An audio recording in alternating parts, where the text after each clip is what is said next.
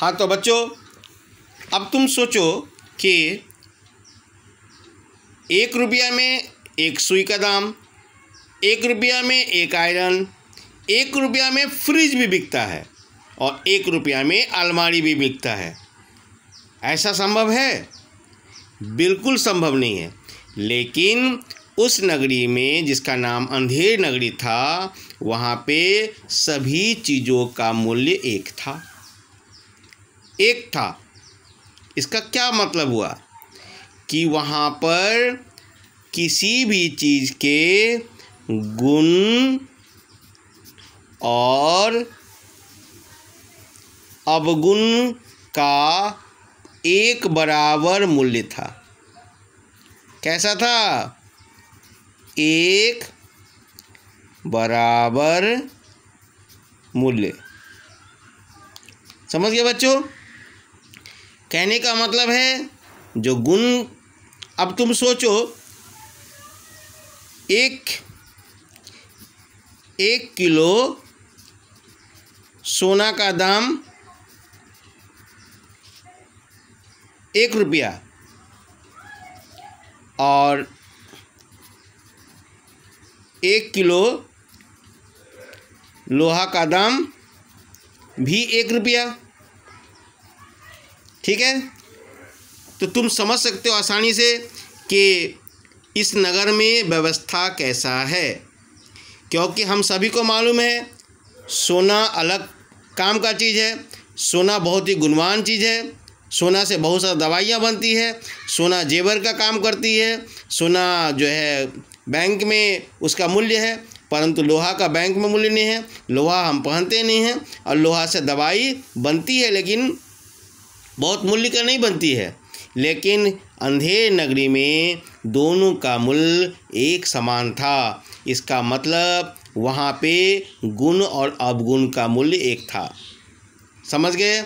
मतलब यदि तुम फर्स्ट करते हो और कोई फेल करता है तो अंधेर नगरी में जाओगे। जो पढ़ने में बुद्धू है, अच्छा नहीं है, फेल कर किया हुआ है, उसको भी फर्स्ट का सर्टिफिकेट मिलेगा, और जो फर्स्ट करने वाली बच्ची है या बच्चा है उसको भी फर्स्ट का सर्टिफिकेट मिलेगा। ठीक है? दोनों को फर्स्ट का सर्टिफिकेट। कहाँ पे मिलेगा बच्चों ऐसा? अंधेर नगरी में सब कोई फर्स्ट। ऐसा होगा तो फिर तुमने परीक्षा क्यों दिया? तुमने इतना अच्छा से पढ़ाई क्यों किया? तुम जो इतना अच्छा से पढ़ते हो, तुम जो इतना मेहनत करते हो, उसका क्यों? और जो बच्चा दिन भर पढ़ता नहीं है, दिन भर घूमता है, दिन भर वो मस्ती करता है, उसको पढ़ने में मन नहीं करता, आलस्य प्रेमी है, लेट से उठता है, उसको कोई लेना देना नहीं है, वह बच्चा भी फर्स्ट का सर्टिफिकेट मिलेगा रिजल्ट जब निकलेगा। ये कहाँ पर होगा? जयगांव में नहीं, ये बीडी मेमोरियल में नहीं, ये अंधेर नगरी का व्यवस्था था, सिस्टम था। तो तुमको अच्छा लग रहा है वहाँ का सिस्टम? बिल्कुल नहीं, क्योंकि वह एक गुणवान बच्चे में और अगुणवान बच्चे में, ठीक है, अंतर नहीं था वहाँ पर। ठीक है? तो गोवर्धन दास कहता है, क्यों बच्चा, इस नगरी का नाम क्या है? उसे भी आश्चर्य हुआ।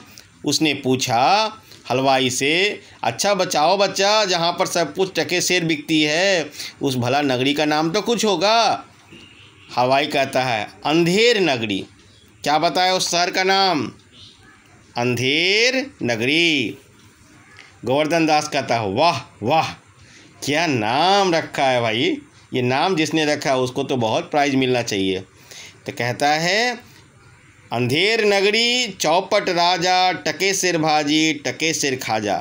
तुमने ये लाइन बहुत जगह सुना होगा, बहुत लोग के मुख से सुना होगा।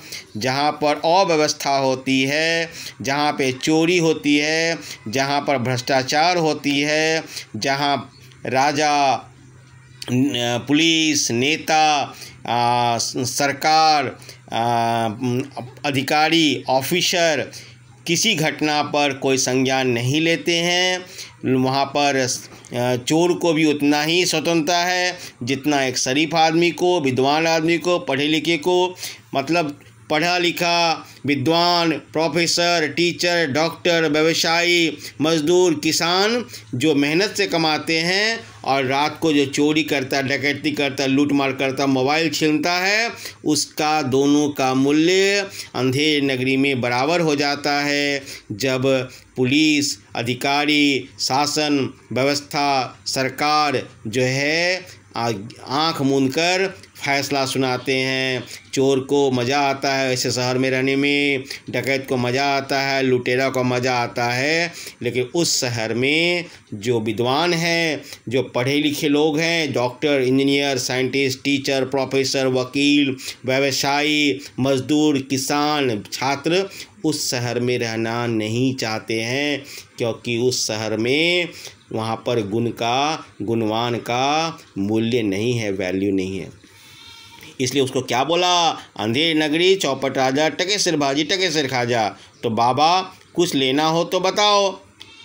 हलवाई ने कहा, गोवर्धन कहा, बच्चा मांग कर 7 पैसा लाया हूँ, 3.5 सेर मिठाई दे दो। उसने कितना भिक्षा मांग के लाया था? 7 पैसा।